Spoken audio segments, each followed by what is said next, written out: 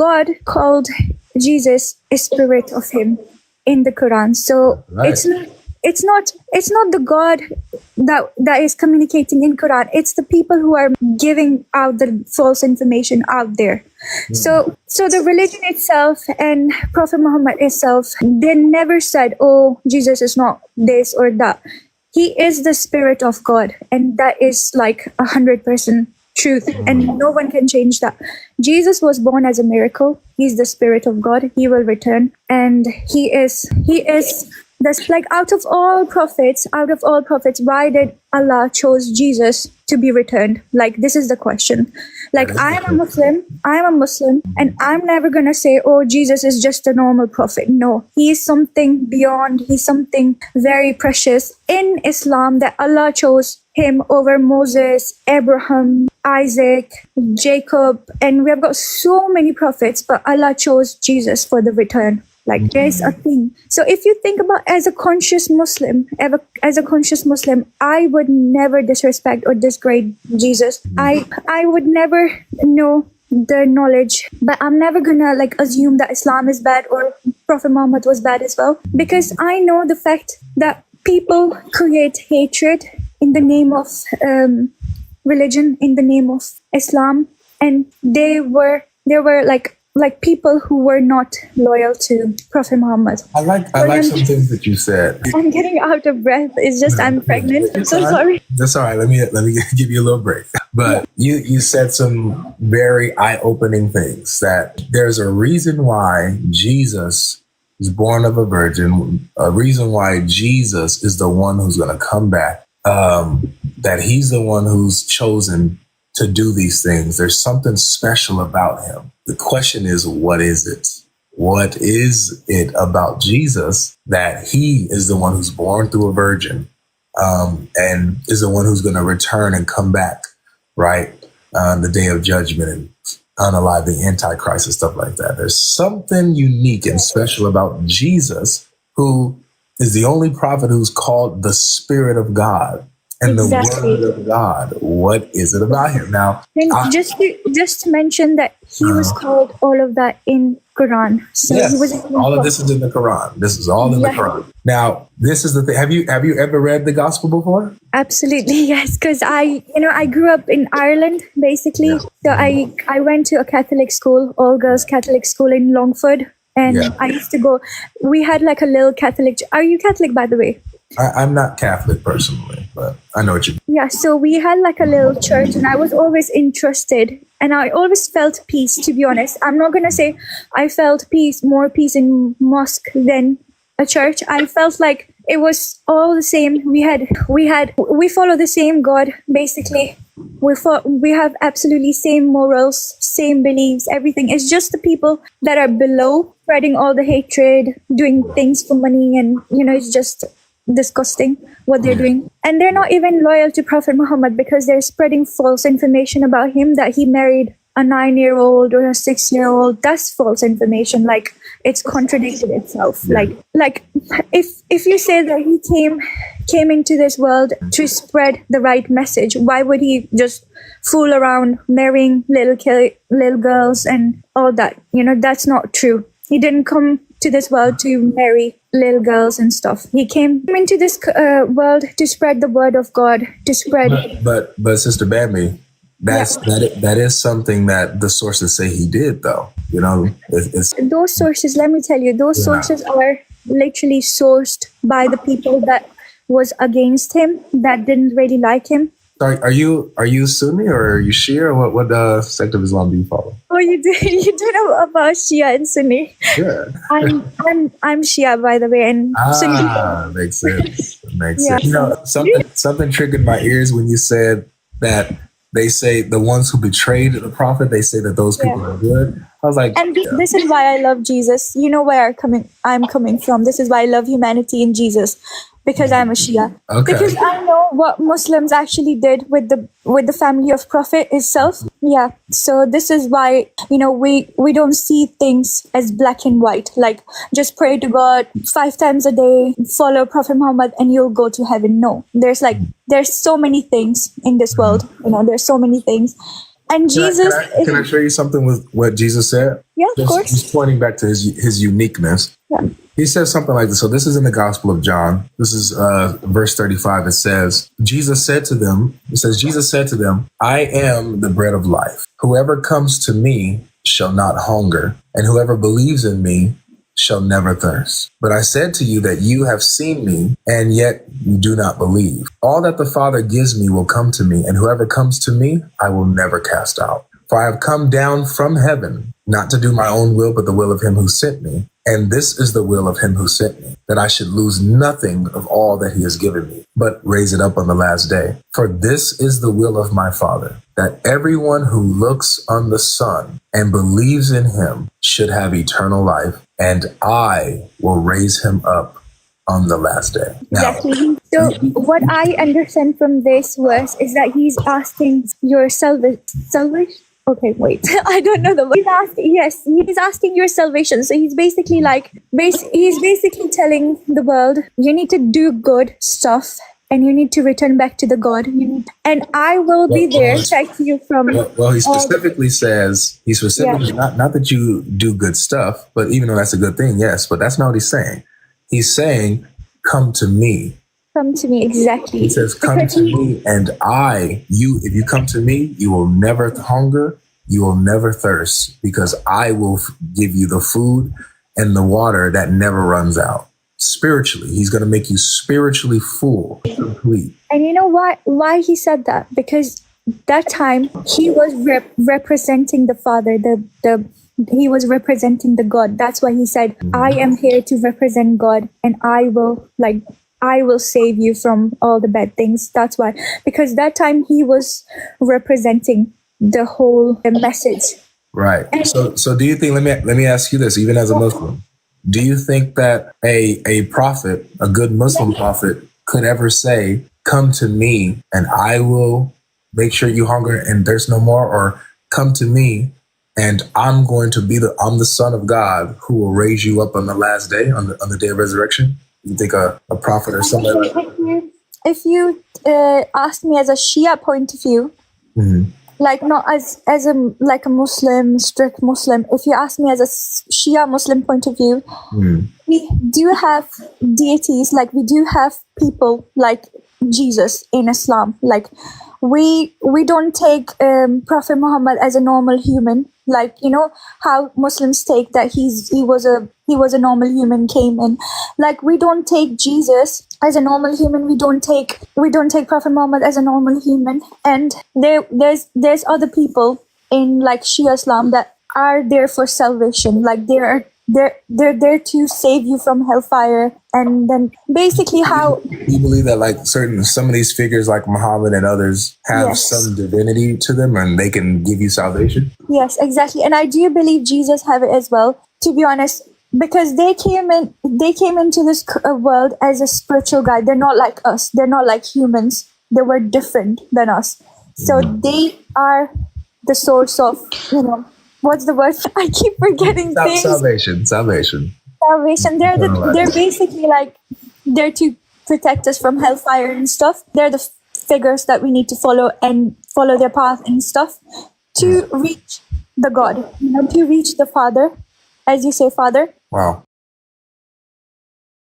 Yeah, I don't have much, Brother GodLogic, but I'm happy that she said that she's Shia. And nice to meet you, Bambi.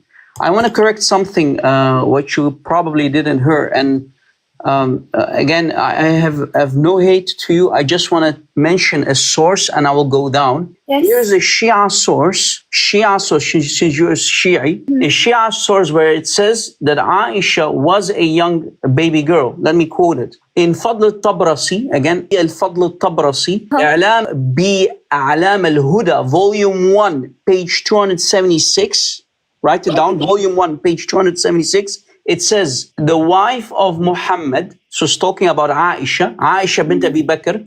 The Prophet married Aisha in Mecca when she was 7 years old, and he married no virgin except her. And then he continues, he consummated the marriage with her when she was 9 years old. And this is what? A Shia source. Yeah, so thank you. let me stop you there. Like, I'll justify this. So if they're talking about consummating a marriage, we Shias, we don't believe that Prophet came into like mess about. Like he had wives, but he's not like us. Like he is not like us. He did not mess about. He did not like even Here, he sister, let me stop you for a second. You said earlier that she was much older than that, but I yes, just gave you a I'll come to source that. and you did not address it. I I'll want you. come to that. Oh, I'm just a second, justifying madam, my just a choice. second. I want you to address the age of Aisha, because if you have done your research, Shia Islam, there are Shia scholars who do admit that both Sunnis and Shia agree that Aisha was a very young girl when Muhammad married her. And consummating means entering upon her, meaning the I flower do in her. understand, yeah. That's I what do I wanted to understand that. say. God bless you, Habibi, GodLogic, Paul, Brother Paul. I will go down because I don't have much time.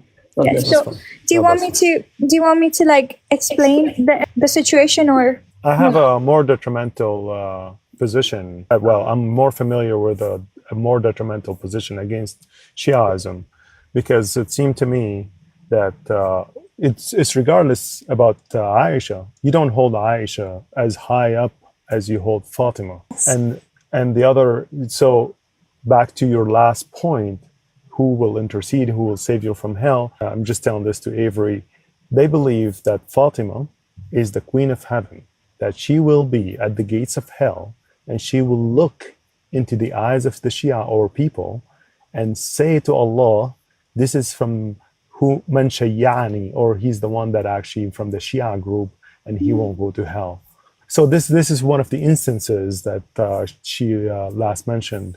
Away from all this, what we need to actually go back to is your wrong understanding of the morality between Shia and Christianity are similar. They're absolutely not. You are more similar than Sunni, if not more disgusting. But to be honest with you, and I'm not being offensive, I'm being true. The truth is, you have exactly the same things. You have analyzing whoever cusses Muhammad. You have not only analyzed him, you actually, I have read one of your sources says that you take his wife, his kids, his money. So if someone cusses Muhammad, you don't just go after the guy. You go after the family, the money, the kids. Are you serious?